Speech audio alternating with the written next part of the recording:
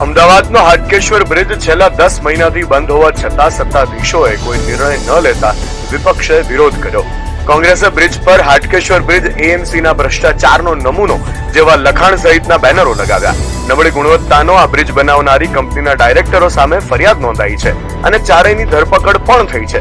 છતાં બ્રિજને તોડી પાડવા માટે 3 મહિના પહેલા જે જાહેરાત કરાઈ હતી તેને લઈને હજી કોઈ કાર્યવાહી નથી કરાઈ. બ્રિજને તોડવાની કામગીરી માટે કોઈ ટેન્ડર કે નિર્ણય નથી લેવાયો. બ્રિજના અન્ય જે રિપોર્ટ કરવાના હતા તેની પણ કોઈ પ્રકારની માહિતી હજી સુધી જાહેર ન કરાઈ હોવાથી આજે વિપક્ષ દ્વારા બ્રિજ ઉપર બેનર લગાવી વિરોધ પ્રદર્શન કરાયું.